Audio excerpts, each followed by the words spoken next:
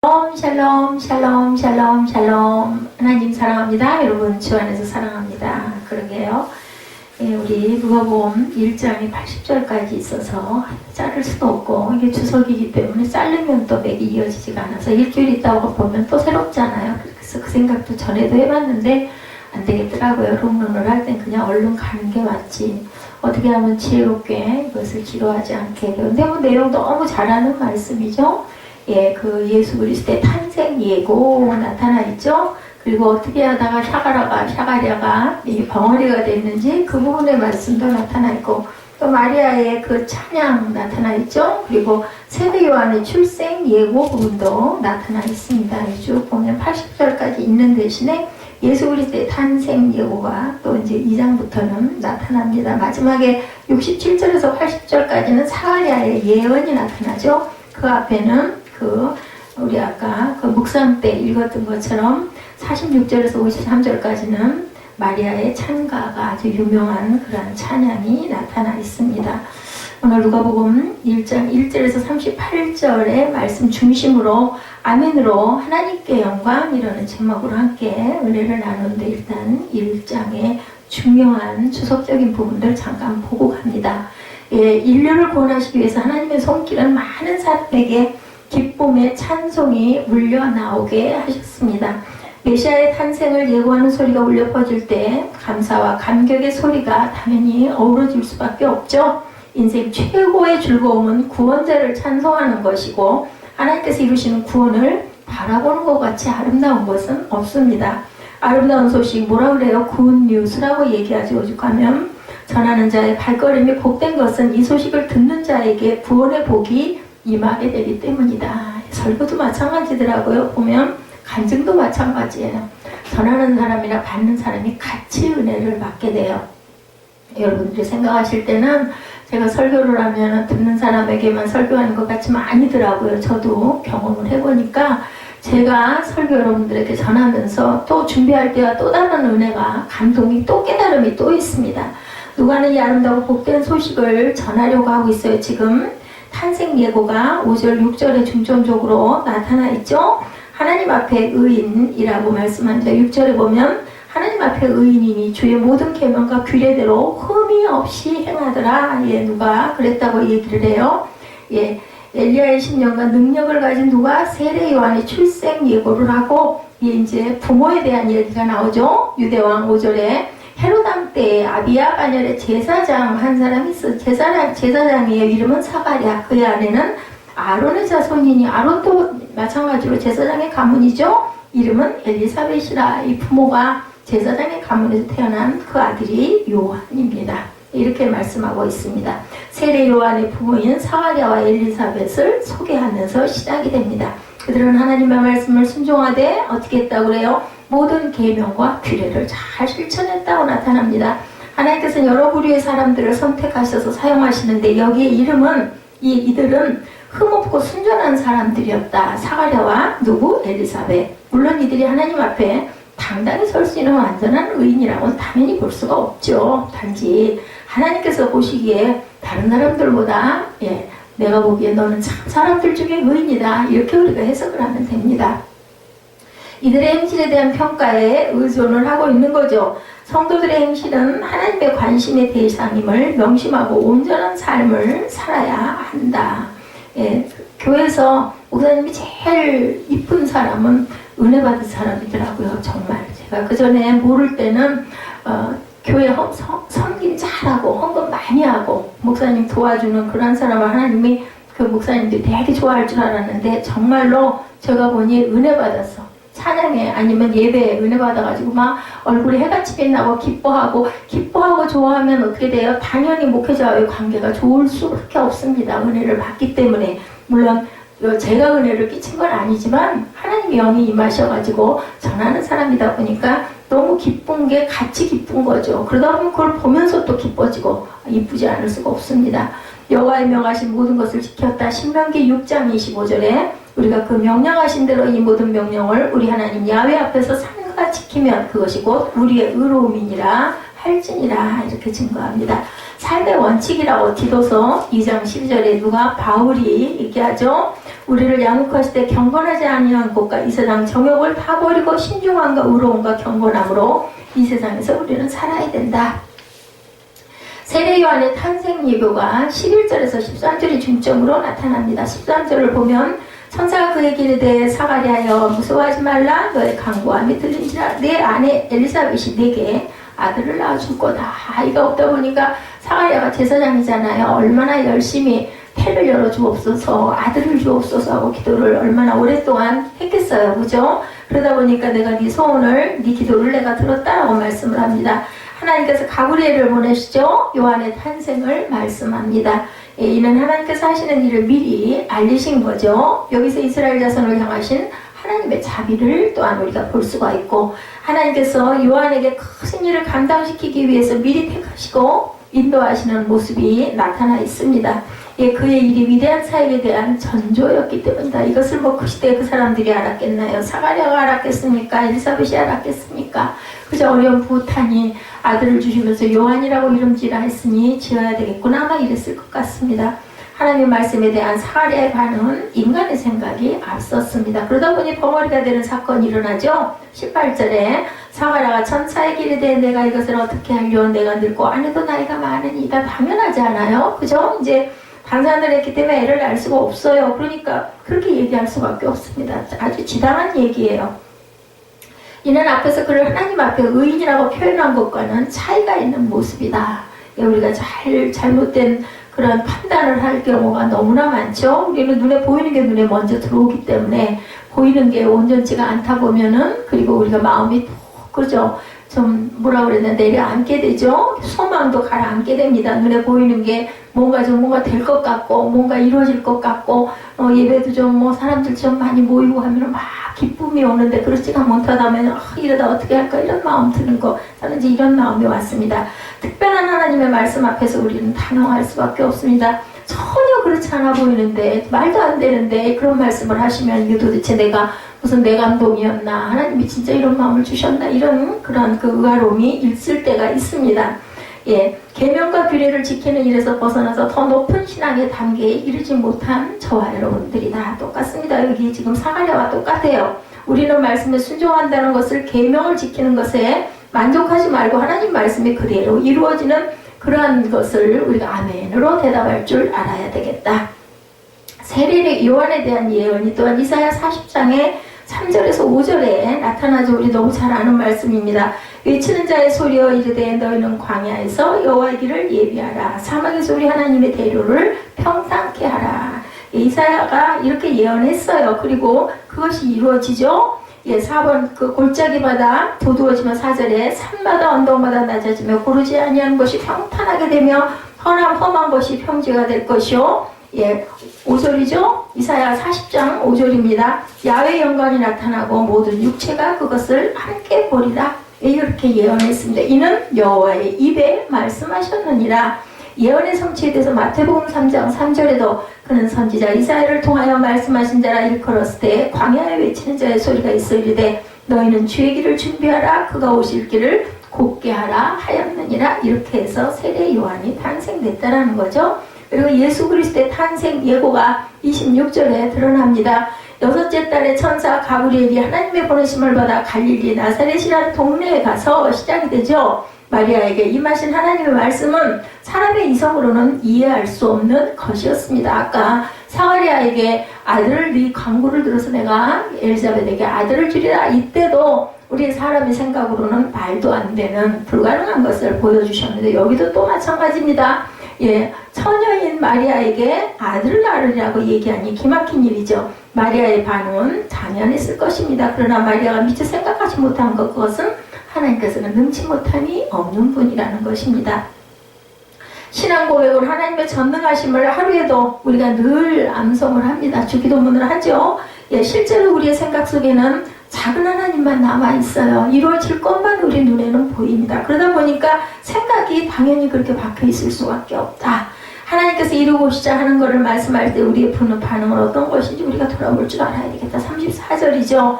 마리아가 천사에게 말하되 나는 남자를 알지 못하나니 어찌 이 일이 있으리까. 당연한 얘기예요. 이것도 이제 하나님께서 말씀하시는 것을 그대로 따르는 신앙의 온전한 모습을 우리가 회복할 때다. 오늘 누가복음을 통해서 다시 한번 깨달아야 될 겁니다. 35절에 천사가 대답하여 이르되 성령이 내게 임하시고 지극히 높으신 이의 능력이 너를 덮으시리니 이러므로 나실 바 거룩한 이는 하나님의 아들이라 일컬어지리라. 성령이 너한테 임하면 거룩한 이가 하나님의 아들이라는 그 아들이 일컬어질 것이고 36절에 보라 내 친족 엘리사벳도 늙어서 아들을 배웠느니라. 본래 임신하지 못한다고 알려진 이가 이미 6달째 됐다. 네, 이렇게 얘기하죠. 아줌마뻘이라고 그래요. 아저씨 아줌마 마리아에게 친척이죠. 대자 하나님의 모든 말씀은 능하지 못하심이 없느니라. 37절에 이렇게 말합니다. 좋은 소식에 대해서 이사야 40장 9절에도 아름다운 소식을 시온에 전하는 자여 너는 높은 산에 오르라. 아름다운 소식을 예루살렘에 전하는 자여 너는 힘써 소리를 높이라. 두려워하지 말고 소리를 높여 유다 성읍들에게 이르기를 너희의 하나님을 보라 하라. 이렇게 말씀합니다. 복된 좋은 소식 굿 뉴스라고 나온 1장 15절에 볼지어다 아름다운 소식을 알리고 평화를 전하는 자의 발이 산 위에 있도다. 유다야 내 절기를 지키고 내 서원을 갚을지어다. 악인이 진멸되었으니 그가 다시는 내 마음대로 통행하지 아니하리로다 하시리라. 이렇게 말씀합니다. 그리고 이제는 기쁨과 찬송의 충만함이 나타나죠. 성령 충만한 엘리사벳에 대해서 말씀합니다. 41절부터 요한을 가진 엘리사벳이 마리아를 만나면서 오실 메시아에 대한 기다림과 기쁨이 점점 더해지고 가중됩니다. 41절이죠. 엘리사벳이 마리아가 문안함을 들으며 아이가 복중에서 뛰어오는지라 성령 충만함을 경험합니다. 엘리사벳이 성령 충만을 받아서 이는 바로 하나님께 인정을 받고 선택된 사람이 보여주는 신앙의 모범이다. 이래서 우리가 믿는 자들, 은혜 받은 자들, 또한 성령의 능력을 힘입은 자들, 그리고 우리가 하나님의 영광을 바라본 자들은 함께 만나면 더 서로가 더 충만해지고 기뻐진다는 거죠. 그녀는 하나님의 은혜를 생각하며 감사하고 마리아에게 겸손한 마음으로 찬사를 보내죠. 44절이죠. 보라 내 문안하는 소리가 너 귀에 들릴 때 아이가 내 복중에서 기쁨으로 뛰놀았다다. 주께서 하신 말씀이 반드시 이루어지리라고 믿는 그 여자에게 복이 있도다. 이 얘기는 누구에게 마리아에게도 얘기지만 본인에게도 하는 얘기예요. 그렇죠? 예, 성령의 충만함을 입은 사람은 이렇게 성령의 열매를 맺게 된다. 뭐 하는 열매예요? 축복하는 열매를 맺죠. 하나님께서 크신 은사를 베풀어 주셨으면 그것을 받은 사람은 겸손과 온유의 마음으로 하나님의 하신 일을 찬양하는 것이 당연하다. 이사야 61장 1절이죠. 주 여호와의 영이 내게 내리셨으니 이는 야훼께서 내게 기름을 부으사 가난한 자에게 아름다운 소식을 전하게 하려 하심이라. 뭐예요? 우리가 들었으면 우리에게 기름을 부어주셨으면 가난한 자에게 아름다운 소식을 전해야 된다는 거죠. 나를 보내사 마음이 상한 자를 고치며 포로된 자에게 자유를 갇힌 자에게 노임을 선포할 줄 알아야 된다라고 말씀을 합니다. 기쁨을 주셨다고 로마서 14장 17절에 하나님의 나라는 먹고 마시는 것이 아니요 오직 성령 안에 있는 의와 평강과 희락이라고 말씀을 하시죠. 하나님께서는 우리에게 하나님의 나라는 의와 평강과 희락이니라 라고 말씀을 합니다. 그래서 마리아가 이제 그 화답을 하는 거예요. 엘리사벳이 이렇게 축복을 하니까 거기에 대한 화답이 46절에서 56절 말씀이죠. 아까 우리가 그 묵상했던 것처럼 엘리사벳의 성령 충만한 모습을 본 마리아는 하나님의 높으심과 은혜로움을 노래로 찬양을 합니다. 마리아가 이르되 내 영혼이 주를 찬양하며 우리는 읽었지만 이 시대에 마리아는 찬양을 한 거예요. 내 마음이 하나님 내 구주를 기뻐하였으면 그의 여종의 비천함을 돌보셨습니다. 보라 이제 후로는 만세 나를 복있다 일컬으리로다. 능하신 이가 큰 일을 내게 행하셨으니 그 이름이 거룩하시며 긍휼하심이 두려워하는 자에게 대대로 이르는도다. 이렇게 고백을 하고 찬양을 합니다. 하나님의 은혜를 입은 사람으로 감사의 마음을 찬양으로 드리는 것은 당연한 것이다. 그래서 우리가 찬양을 기쁘게 해야 되죠. 마리아는 하나님에게서 약한 자를 돌보시고 가난한 자에게 은혜를 베풀어 주시리라는 것을 찬송한 거예요. 언약을 이루신 하나님을 또한 찬양합니다. 진정한 찬송의 모습을 보여주신 거죠. 개인적인 이유를 넘어서서 무로 공유와 긍휼을 베푸는 하나님을 찬양하는 것인데 메시아의 오심으로 이루어질 온전한 나라를 우리가 바라봅니다. 이렇게 찬양을 하면서 그 일을 이루어가신 하나님을 찬양해 가는데 하나님을 경배해야 된다. 역대하 23장 18절에도 증거합니다. 여호야다가 여호와의 전에 직원들을 세워 레위 제사장들의 수하에 맡기니 이들은 다윗이 전에 그들의 반열을 나누어서 여호와의 전에서 모세의 율법에 기록한 대로 야훼께 번제를 드리며 자기들의 정한 규례대로 뭐 했다고 그래요? 즐거이 불렀다라고 나타납니다. 예, 이때도 찬양을 했다라는 거죠. 예, 다윗이 전에 그들의 반열을 나누어서 했던 대로 여호야다가 전에 직원들을 레위 제사장의 수하에 맡겼더니 이들은 다윗이 전에 그들의 반열을 나누어 야훼 전에서 모세의 율법에 기록한 대로 야훼께 번제를 드리며 자기들의 정한 규례대로 즐거이 불렀다. 노래하게 하였던 자들이었다라는 거죠. 영원한 찬송이라고 히브리서 13장 15절에 그러므로 우리는 예수로 말미암아 항상 찬송의 제사를 하나님께 드리자 이렇게 다짐을 합니다. 우리 히브리서가 끝났죠. 이는 그 이름을 증언하는 입술의 열매다 이렇게 말씀을 합니다. 세례 요한의 출생에 대해서 57절에서 66절까지 요한의 탄생이 드러납니다. 엘리사벳이 요한을 낳은 후에 그 이름을 짓게 되죠. 사가랴는 아직 벙어리로 있었기 때문에 서편을 이용해서 천사가 얘기했던 대로 요한이라고 표현하죠. 주변에서는 다 네 이름대로 사가랴라고 짓자 그렇게 얘기했더니 서판을 달라고 그래가지고 말을 못하니까 서판에다가 요한이라고 써서 주변의 모든 사람들이 그걸 보고 놀랐다. 왜냐면 이러한 이름을 지은 일이 없다라는 거죠. 아마 그 시절에는 이러한 류의 이름을 짓지 않았던 것 같습니다. 세례 요한은 탄생에서부터 모든 사람들의 특별한 좀 별난 관심의 대상이 되었다. 아버지는 벙어리가 되고 이름도 혈통대로 우리나라도 지금 그런 거 있잖아요. 무슨 돌림자 있죠? 종자 돌림, 뭐 석자 돌림 이렇게 돌림이 있듯이 아마 그 시절에도 그런 식으로 아들이 아마 사가랴가 됐어야 했던 것 같아요. 그랬는데 그 천사가 엘리사벳 그 얘기를 했던 그대로 가브리엘 천사가 얘기한 대로 서판에다 쓰니까 이제 말을 하게 된 그러한 아주 기적이 나타납니다. 그러나 그의 할 일은 더욱 많은 사람들의 관심뿐만 아니라 그들의 마음을 격동케 하는 일이었다라고 나타납니다. 이제 하나님이 하시는 일이 사람들의 눈에 드디어 보이기 시작을 합니다. 확연히 드러나는 거죠. 하나님께서 밝히신 일들이 이루어지는 것을 보는 사람들은 감사와 기쁨의 찬양을 드리지 않을 수가 없습니다. 오 하고 놀라게 되죠. 당연하죠. 나시린으로 구별된 말씀, 구별되었다고 민수기 6장 2, 3절에 이스라엘 자손에게 전하여 그들에게 이르라 남자나 여자가 특별한 서원 곧 나시린의 서원을 하고 자기 몸을 구별하여 야훼께 드리려고 하면 뭐예요? 예, 포도주와 독주를 멀리하며 포도주로 된 초나 독주로 된 초를 마시지 말며 포도죽도 마시지 말며 생포도나 건포도도 먹지 말지니. 나시린 뭐 구별된 사람이죠. 예수를 메시아로 증거합니다. 요한복음 5장 33절에도 너희가 요한에게 사람을 보내며 요한이 진리에 대하여 증언하였느니라. 진리라는 게 뭘까요? 하나님의 말씀을 증거한 거죠. 이것이 바로 예언이죠. 진리에 대한 하늘의 소식을 전하는 것이 예언입니다. 사가랴가 찬송합니다. 66절에서 80절까지 그 붙인 사가랴가 성령의 충만함을 받아 예언하여 이르되 진리를 전하는 거예요. 하늘의 뜻을 전하는 거죠. 찬송하리로다 주 이스라엘의 하나님이여 그 백성을 돌보사 속량하시며 이렇게 말씀합니다. 성령의 충만함을 입은 사가랴는 구원의 사역에 대한 예언을 이렇게 합니다. 하나님께서 이루실 위대한 구원을 바라보면서 기쁨과 감격에 찬양을 올리는 거죠.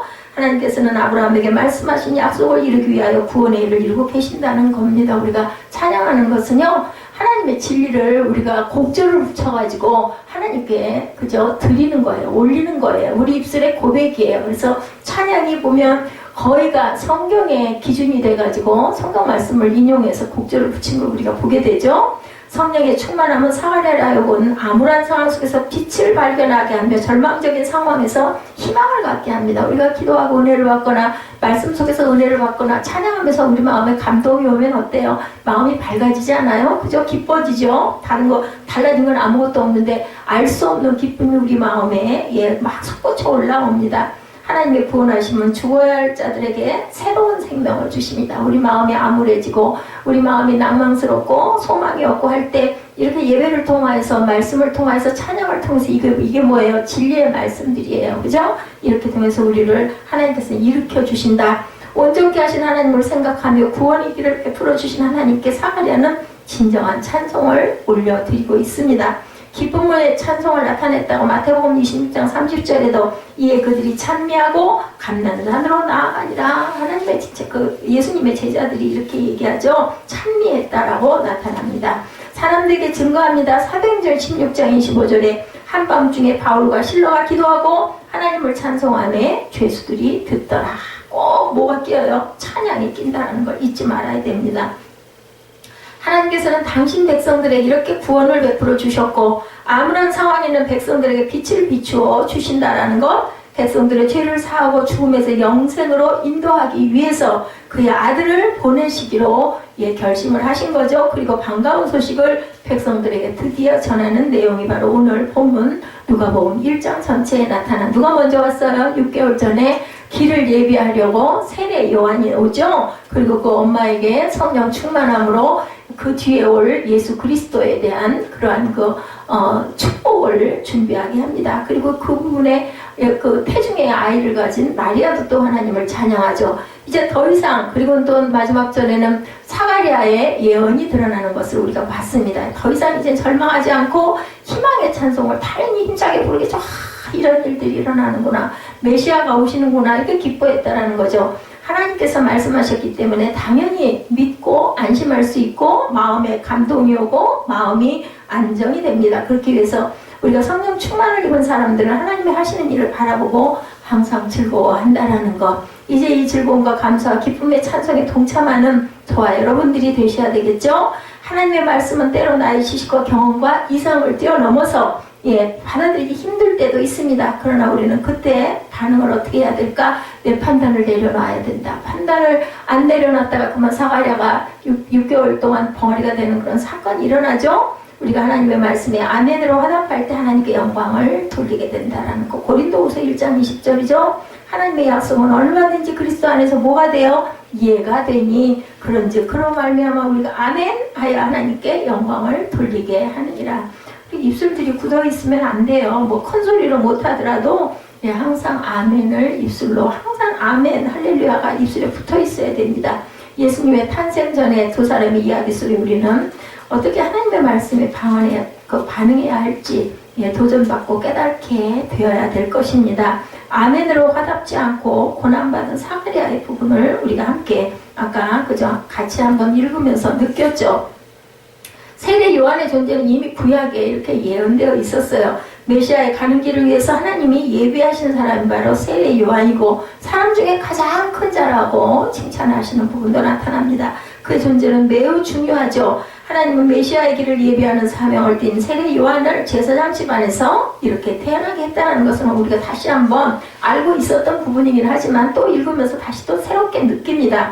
그의 아버지와 어머니는 사가랴와 엘리사벳으로 두 사람 모두 레위 지파 사람이었고 특히 아버지 사가랴는 아론의 후손으로 제사장이 됩니다. 그런데 세례 요한이 태어나는 과정에서 우리가 깊이 상고해야 할 교훈, 그것은 그의 부모인 사가랴와 엘리사벳은 두 사람 모두 하나님 앞에 의인이고 주의 모든 계명과 규례대로 흠이 없는 사람이었다. 이것은 하나님의 보시기에 사람으로서는 흠이 없는 사람들이었다는 겁니다. 온전한 의인이라는 뜻은 아닙니다. 하지만 두 사람은 결혼한 후로 오랫동안 자녀가 없었어요. 아니, 얼른 빨리 주시지, 그죠? 하나님은 때가 차야 하나님께서 주신다는 것을, 여기도 누구도 그래서 아브라함도 그랬죠? 뭐하러 그렇게 15년씩이나 기다리게 하실 일이에요. 그래가지고 그냥 이스마엘이 태어나고, 그죠? 하신 일을 겪게 하시면서도 하나님은 하나님 때에 꼭 일하신다는 걸 우리가 알아야 된다. 누가복음 1장 7절이죠.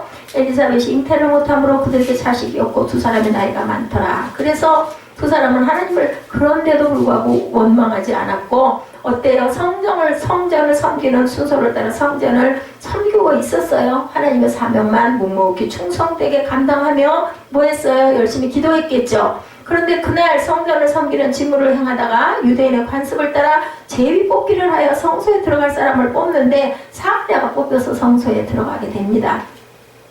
제사장이 성소에 들어가서 할 일은 아침과 저녁으로 분향단에 향을 피우는 일이었어요. 그러면 성전 바깥에서는 백성들이 그 시간에 맞춰서 기도를 합니다. 안에서는 제사장이 성소 안에서 향을 피고 밖에서는 백성들이 기도를 하는 그런 예식을 진행하고 있었던 거죠.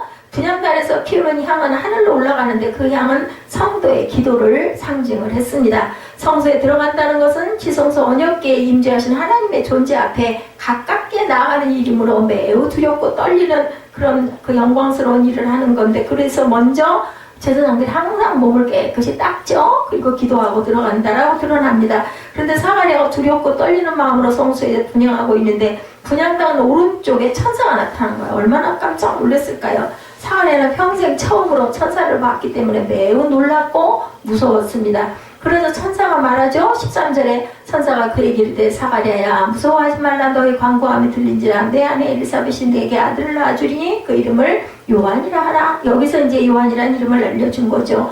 14절에 너도 기뻐하고 즐거워할 것이요 많은 사람도 그의 태어남을 기뻐하리니 이는 그가 주 앞에 큰 자가 되며 포도주나 독한 술을 마시지 아니하며 모태로부터 성령의 충만함을 받아 이스라엘 자손을 주 곧 그들의 하나님께로 많이 돌아오게 하겠습니다. 그래서 그렇게 선포하는 자가 되죠. 회개하라 천국이 가까웠습니다. 그렇게 외쳤어요. 광야에서 외치는 소리가 있어 하기 시작되죠. 그가 또 엘리야의 10년간 능력으로 주 앞에 먼저 와서 아버지의 마음을 자식에게 거스르는 자를 의인의 슬기에 돌아오게 하고 주를 위하여 세운 백성을 준비하리라. 17절이죠. 천사는 무서워하는 사가랴를 안심시키고 하나님이 부부의 간절한 기도에 응답하신다고 이렇게 전했어요. 그래서 두 사람 사이에 하나님의 아들을 주실 것이다 이렇게 말씀을 한 거죠. 그 아들의 이름도 하나님이 주어주신 이름인 요한입니다. 그리고 요한이 장차 메시아의 길을 예비하는 자로 어떤 일을 하게 될 것인지도 예언을 해줍니다. 그런데 선사로부터 하나님의 말씀을 전해드는 사가랴의 반응이죠. 18절 사가랴가 천사에게 이르되 내가 이것을 어떻게 알려 내가 늙고 아내도 나이가 많으니이다. 사가랴는 자신과 아내 둘 다 나이 많아 늙어서 이제는 아이를 잉태할 수가 절대로 없습니다. 이렇게 얘기한 거예요. 당연한 반응입니다. 다시 말해서 하나님의 말씀에 아멘으로 화답을 안 한 거죠. 그랬더니 1장 20절에 보라 이 일이 되는 날까지 내가 말 못하는 자가 되어 능히 말을 못하리니 이는 내가 내 말을 믿지 아니함이거니와 때가 이르면 내 말이 이루어지리라. 말을 이제는 너는 하지 말고 뭐 하라는 걸까요? 기도하라는 거겠죠. 천사는 나는 하나님 앞에 서 있는 가브리엘로서 너에게 좋은 소식을 전하라고 보내심을 받은 자다. 그런데 내가 하나님의 말씀을 믿지 못하니 너는 말씀이 성취되는 날까지 말 못하는 벙어리가 될 것이다 라고 한 거예요. 이때부터 사가랴는 혀가 굳어져서 말을 못합니다. 성소에 나왔는데 제사장이 나와가지고 뭐라고 얘기를 해줘야 할 텐데 하나님 뭐라고 말씀하셨다고 얘기를 해야 될 텐데 말을 못하는 거죠. 바깥에서 기다리고 있던 사람들은 사가랴가 바깥으로 나온 것을 보았는데 이상하게 말을 못하고 있는 거예요. 사람들은 사가랴가 성소에서 뭔가 특별한 하나님의 계시를 받았구나 짐작을 하면서 어떤 일이 일어났냐고 묻는데 말을 할 수가 없잖아요. 그죠? 사가랴가 말을 하지 못하고 몸으로 표현을 하였지만 알아들을 수가 없습니다. 사가랴는 언제까지 벙어리로 사가랴는 이 일이 있고 난 후 얼마 지나서 아내가 임신하는 것을 그때 알게 된 거예요. 몰랐던 거죠. 그리고 이 일 후 10달 동안 벙어리로 지냅니다. 그러니까 4, 5개월 됐는데 이제 그때 알게 됐고 그리고 드디어 하나님의 약속대로 아들이 태어나죠. 유대는 아들이 태어나면 7일을 기다렸다가 8일째 되는 날 온 집안 사람들이 모인 가운데 아이에게 할례 의식을 합니다. 할례가 뭔지 알죠? 세례요한도 같았습니다. 8일째 되는 날 할례를 마치고 친척들을 모아서 아이 이름을 짓고자 했죠. 그들은 아이 이름을 본다 사가랴로 하자 의견을 모았는데 영어로 표현하자면 사가랴 2세죠. 그죠? 예, 이렇게 2세가 됐다는 거예요. 그래서 보면은 헤롯 왕 2세, 3세 이런 것처럼 그때는 그랬던 것 같아요. 그래서 엘리사벳은 아니라 하면서 아이 이름을 요한으로 하겠다고 말합니다. 아마도 엘리사벳은 이미 남편과 필담으로 대화하면서 성소에서 있었던 사건을 알고 있었던 것 같아요. 그러자 친족들은 그런 이름은 지은 적이 없다. 그런 이름을 지어 이런 거죠. 그래서 그들은 사가랴에게 최종적인 의견을 물어봤더니 석판을 달라고 이름을 요한이라고 똑같이 엘리사벳과 같은 동일한 말을 하죠. 그 순간 사가랴의 혀가 풀려서 말을 하기 시작합니다. 이제 풀어준 거예요. 네가 이제 나를 믿느냐인 거죠. 왜 뭐 했기 때문에? 순종했기 때문에. 이때 사가랴가 처음 한 말은 하나님을 찬양 얼마나 기뻤을까 얼마나 답답했을까요. 그동안 당연히 입에서는 할렐루야가 터져 나왔을 것입니다. 사가랴가 처음 한 말 할렐루야인데 참 이 할렐루야가 좋은 거예요. 근데 우리는 할렐루야를 잘 안 해요. 그죠? 근처에 사는 사람들이 사가랴의 가정에서 일어난 이야기를 듣고 하나님을 경외하는 마음을 두렵고 떨리는 마음 그래서 벙어리가 됐었대 이러지 않았겠습니까? 그리고 이런 은혜 속에 태어난 요한이 장차 어떤 일을 하게 될지 잘까 크게 다들 기대했다라는 거예요. 하나님은 왜 사가랴 엘리사벳 부부가 나이가 많도록 아이를 주시지 않다가 나이가 많았을 때 비로소 아이를 주셨을까요? 짠! 하고 나타나게 하기 위해서 그것은 두 사람이 오랫동안 기도를 준비하기를 첫 번째 원하셨기 때문이다. 그리고 누구나 잉태를 기대할 수 있는 나이에서 잉태하게 된 것이 아니라 기적으로 내가 주리라. 하나님의 의를 드러낸 거죠. 공의를 드러낸 겁니다. 누구도 그랬어요? 나사로도 그랬잖아요. 나흘씩이나 돼가지고, 그리고 예수님도 이틀이나 더 지체를 하다가 그렇게 오셔가지고 이제는 썩어서 냄새가 날 때 나사로여 나오라 이렇게 얘기합니다. 그냥 딱 숨 넘어갔다 할 때가 아니었어요. 무덤에 다 묻고 나서 그때 이렇게. 그런 걸 보면 하나님도 짠을 좋아하시는 것 같습니다. 우리도 그런 거 많이 하잖아요. 뭐 요즘에 보면 결혼 그 구원할 때도 뭘 몰래 준비하고 짠하게 좋아하는 것이 아마 우리가 하나님의 성품을 닮아서 그런 게 아닐까 저는 그런 생각을 하고 웃었습니다. 잉태할 수 없는 나이에 자녀를 잉태하게 하신 하나님의 능력은 뭐예요? 불가능이 없다는 것을 보여주셨죠. 아쉬운 것은 사마리아가 매우 경건하고 신실한 제사장이었지만 하나님의 말씀을 전해 들었을 때 아멘으로 화답을 못했다라는 것, 그것이 바로 우리 인간의 믿음의 한계가 아니었을까. 이것을 통해서 우리는 또 그러지 말아야 될 텐데, 이 마음을 먹지만 우리도 아마 이렇게 당하면 깜짝 놀라면서 그러지 않았을까. 제게 특별한 부분에 은혜가 있었던 것은 그냥 받으면 바로 근데 그건 제 힘이 아니었던 것 같습니다. 그냥 하나님이 할 수밖에 없게끔 만들어 놓으셔서 전혀 그런 부분에 의심이나 이런 게 없었어요. 그냥 이제 그렇게 순진하게 아이 같은 마음을 가져야 된다라는 말씀이 바로 그 뜻인 것 같습니다. 인간의 판단과 이성으로 받아들이기 힘들다 할지라도 아멘으로 화답했다면 굳이 그는 벙어리가 안 됐을 건데, 6, 7개월 고생을 안 했을 건데, 사가랴는 구약 성경의 인물 아브라함을 생각했더라면 아멘할 수 있었어야 됐어요. 그죠? 아브라함도 자녀를 기대할 수 없는 100세의 나이였을 때 아들을 얻었습니다. 그죠? 하나님은 왜 사가랴를 6개월 이상 벙어리로 만드셨을까? 그의 입에서 더 이상 불신앙의 말이 나오지 않기 위해서도 아까 화가 나가지고 막 쏟아대고 나가지고 앉아가지고 얼마나 마음이 불편했는지 몰라요. 예배 직전에 절대 그러면 안 되는데 그런 마음이 엄청 많죠. 우리 마음에. 그렇더라도 예배 직전에 이런 상황들이 안 돼야 할 텐데, 그죠? 아직 제가 너무너무 부족한 겁니다. 그의 입에서 더 이상 불신앙의 말이 나오지 않게 하시려고 입을 닫아 놓으셨다. 사가랴는 여러 달 동안 말 못하면서 엄청 반성하고 회개했을 거예요. 앞으로 오직 믿음으로 말을 해야겠구나 라고 다짐도 했을 겁니다. 그러므로 우리도 하나님의 말씀에 이런 반응, 하나님의 말씀 내 생각과 내 판단으로 하지 말고 하나님은 능치 못함이 없는 분이라는 것을 우리가 또 한 번 믿고 그리고 고백하고 가야 되겠다. 하나님의 전능하신과 위대하신 걸 생각하며 말씀에 늘 아멘으로 화답하십시다. 또한 성경에 기록된 수많은 기적을 떠올리면서 나의 삶에도 얼마든지 하나님의 권능이 나타날 수 있다라는 믿음을 가져야 됩니다. 그때니까 그렇지 지금 아닙니다. 작은 일에도 대단한 이상한 기적을 우리가 생각하는데 그렇지 않아요. 일상 안에서도 우리가 찾아보면 얼마든지 이거 하나님의 은혜구나, 하나님의 은혜로 내가 이렇게 서 있고 살아 있구나를 저는 그걸 느낍니다. 이제 이렇게 되고 나니까. 예전에는 그렇지가 못했죠. 고린도후서 1장 20절입니다. 하나님의 약속은 얼마든지 그리스도 안에서 이해가 되니 그런지 그로 말미암아 우리가 아멘하여 하나님께 영광을 돌리게 되느니라.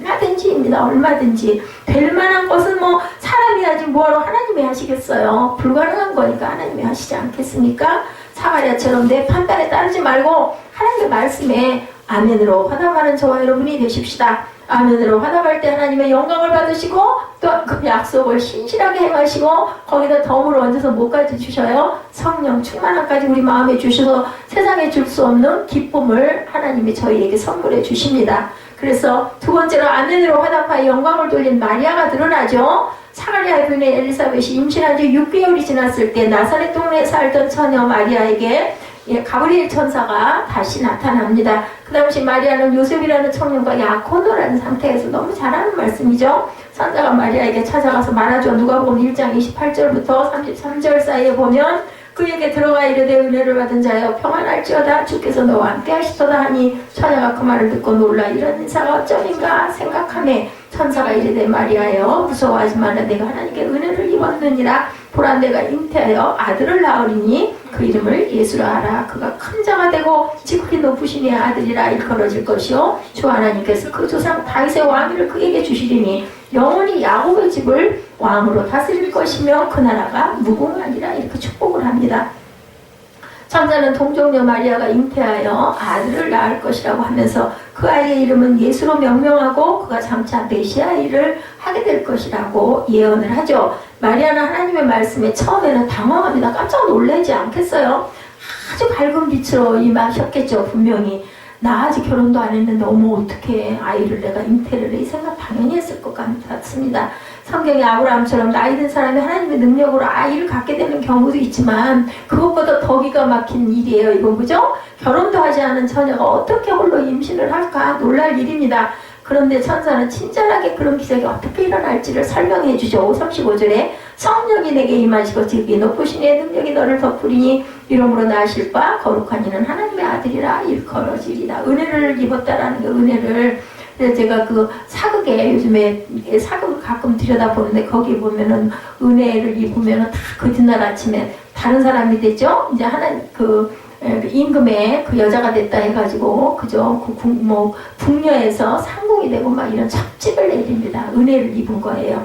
근데 이거는 사람의 은혜가 아니라 왕의 은혜도 이렇게 기가 막힌데 하나님의 은혜를 입었어요. 마리아는 천사의 말은 성령이 임하고 하나님의 권능이 너를 덮기 때문에는 남자 없이도 아이를 아니 하나님께서 은혜를 주신 거죠. 예. 그러나 이것만으로 마리아의 믿음을 갖기에 부족하다고 해요. 천사는 마리아의 친척인 엘리사벳이 나이가 많아서 임신이 불가능한데 벌써 6개월째 아니니? 라고 이 얘기를 설명을 해줍니다. 37절에. 그러면서 대저 하나님의 모든 말씀은 능할지 못함이 없다 라고 얘기를 합니다. 마리아는 이 모든 말씀을 듣고 생각하죠. 역사상 처녀가 임신한 사례는 없어요. 전혀. 그런다 할지라도 전능하신 그죠? 능자입니다. 예, 전능하신 하나님께서 능치 못할 일이 없다라는 결론을 내리죠. 마리아는 태초에 하나님이 빛이 있으라고 명하심에 빛이 생겼던 것처럼 무에서 유를 창조하신 하나님에게는 능치 못함이 없다고 믿죠. 그래서 마리아는 아멘으로 화답해서 하나님께 영광을 돌려드립니다. 그리고 하나님의 뜻대로 처녀인 자신에게 아이가 잉태되기를 원한다고 고백하죠. 정말 자신의 목숨을 건 사건, 어떻게 생각해보면 잘못하면 죽어요. 그죠? 그 시절에는 남편이 없이 약혼한 여자가 아이를 배가 불러지니 그러면 정말 돌로 쳐서 죽일 일이니 목숨을 건 거예요. 이것도 하나님의 권능으로 임신이 되었다 할지라도 어떻게 믿겠어요? 누가 믿겠어요? 그 시대에 그죠? 돌 맞아 죽을 일이죠. 부정을 저지른 것으로 정죄되어서 마을 광장으로 끌려가 돌을 맞아 공개 처형이 될 수 있는 이런 기가 막힌 사건 앞에 서게 되죠. 그런데도 불구하고 38절에 주의 여정위원이 말씀대로 내게 이루어지리이다. 이렇게 순종합니다. 마리아는 단순히 하나님의 능력을 믿는 믿음만 보여준 것이 아니고 하나님의 뜻이 자신에게 이루어졌을 때 치러야 할 희생과 고난도 나중에 생각을 하지 않았겠어요? 그러면 어떻게 되지? 이 생각하지 않았겠습니까? 달게 받겠다는 순종을 무릎을 꿇죠. 얼마나 멋진 믿음의 고백인가. 그래서 성모 마리아가 된 겁니다. 우리도 마리아처럼 이렇게 아름다운 신앙의 고백을 하나님께 올려드리는 것, 뭐 가능한 거 하는 거는 누구나 합니다. 가능하지 않은 것을 하나님께 고백할 수 있는 그런 믿음들이 돼야 되겠다. 하나님의 능력을 전적으로 믿는 믿음과 함께 하나님의 뜻에 순종하는 순종의 자세를 가져야 되겠죠. 마리아의 믿음과 순종을 가지고 우리가 고백했을 때 하나님의 말씀은 능치 못하심이 없다. 나는 주의 종이오니 주의 말씀대로 이루어질 줄 아나이다. 우리도 이렇게 고백하십시다. 오늘 우리는 예수님과 관련된 두 인물을 살펴보았죠. 세례 요한의 아버지 사가랴와 예수님의 어머니 마리아입니다. 두 사람 모두 경건하고 신실한 사람이었지만 하나님의 말씀에 대한 반응이 달랐죠. 사가랴는 우리에게 좋지 못한 예를 보여줍니다. 그는 하나님의 말씀을 자신의 경험과 이상으로 판단해서 아멘으로 화답을 못해요. 그죠? 그 결과 6개월 동안 벙어리가 되죠? 징계의 기간이 언제 끝났어요? 요한이라고 입술로 고백하고 아들의 이름을 뭐 했어요? 행함으로 드러냈을 때 그것이 풀립니다. 그러므로 우리는 하나님의 말씀에 늘 아멘으로 먼저 화답하십시다. 마리아는 좋은 예를 우리에게 보여주었죠? 역사상 처녀가 혼자 임신한 일이 없고 죽을 것 같은 어떤 그 굉장한 고난이 당연히 닥칠 수도 있고 좀 생명을 잃을 수도 있는데도 불구하고 두려워하지 않고 아멘으로 화답을 하죠.